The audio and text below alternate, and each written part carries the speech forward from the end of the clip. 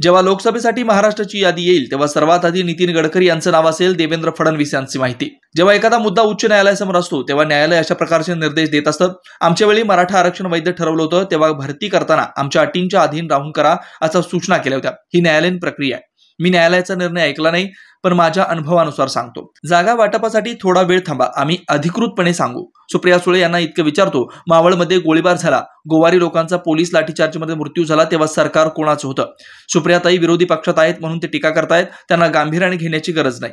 उद्धव ठाकरे यांच्या पक्षाचा बँडबाजा वाजलाय, त्यांनी गडकरींना ऑफर देणं म्हणजे गल्लीतल्या नेत्यांनी अमेरिकेच्या राष्ट्राध्यक्ष पदाची ऑफर देणं असं आहे। गडकरी आमचे मोठे नेते आहेत। जेव्हा महाराष्ट्राची यादी येईल तेव्हा गडकरींचं नाव राहील। पहिल्या यादीत महाराष्ट्राचं नाव नव्हतं, जेव्हा महाराष्ट्राची यादी येईल तेव्हा सर्वात आधी नितीन गडकरी यांचं नाव असेल। उद्धव ठाकरे स्वतःला मोठं दाखवण्याचा प्रयत्न करतायत, त्यांचं हसं होतंय। नॉर्मली ज्यावेळेस एखादा मुद्दा हायकोर्टासमोर असतो त्यावेळी माननीय उच्च न्यायालय अशाच प्रकारचा त्या ठिकाणी निर्देश देत असतं। मागच्या काळातही ज्यावेळेस हायकोर्टाने आमचं मराठा आरक्षण हे वैध ठरवलं होतं त्याही वेळी सुरुवातीला हायकोर्टाने अशाच प्रकारचा निर्देश दिला होता की ज्या काही भरती तुम्ही कराल त्या आमच्या अधीन राहून करा। त्याच्यानंतर त्यांनी ज्यावेळेस आमचं आरक्षण वैध ठरवलं त्यावेळेस त्या भरती देखील वैध ठरवल्या होत्या। त्यामुळे मला असं वाटतं की ही एक हायकोर्टाची प्रोसेस असते की एखादा मॅटर सबज्युडिस असताना जर तुम्हाला निर्णय करायचा असेल तर तो निर्णय कोर्टाच्या अधीन राहून करायचा।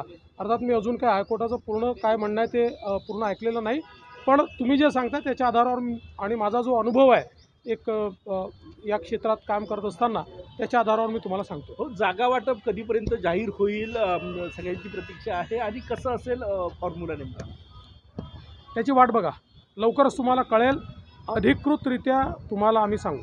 सुप्रिया सुळे आज म्हणाले अबकी बार गोळीबार सरकार, गृह विभागावर अपयशाचा खापर फोडताना त्यांनी तुमच्याबद्दल असं मत व्यक्त केलं। मी सुप्रिया त्यांना एवढंच विचारू इच्छितो की मावळचा गोळीबार झाला होता तेव्हा सरकार काय होतं, किंवा ज्यावेळी दुर्दैवाने राज्यातल्या 113 गोवारींचा पोलीस लाठीचार्जमध्ये दुर्दैवी मृत्यू झाला होता तेव्हाचं सरकार काय होतं?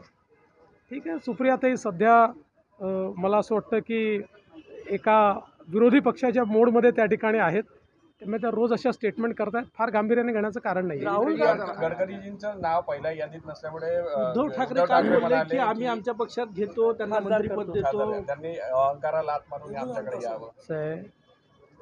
ज्या पक्षाचा बँडबाजा वाजला आहे त्या पक्षाच्या अध्यक्षांनी गडकरीजींसारख्या राष्ट्रीय नेत्यांना ही ऑफर देणं म्हणजे एखाद्या गल्लीतल्या व्यक्तीने मी आता तुम्हाला अमेरिकेचा राष्ट्रपती बनवतो, तुम्ही माझ्याकडे या असं सांगण्यासारखं आहे।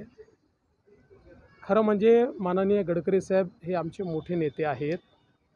महाराष्ट्राचा जेव्हा नंबर येईल ते महाराष्ट्रातनं नागपूरमधनं लढताल। ज्यावेळेस पहिली यादी झाली त्यावेळी महाराष्ट्रात आमची जी महायुती आहे त्याचा निर्णय झालेला नसल्यामुळे महाराष्ट्राच्या जागांवर त्या ठिकाणी आम्ही चर्चा केली नाही। महायुतीचा निर्णय करून महाराष्ट्राच्या जागांवर जेव्हा चर्चा होईल त्यावेळेस सगळ्यात पहिल्यांदा नितीनजींचं नाव येईल। त्यामुळे मला असं वाटतं की हे जे काही या ठिकाणी स्वतःला मोठं दाखवण्याचा प्रयत्न उद्धवजी जे करतायत त्यांचं हसं होत आहे।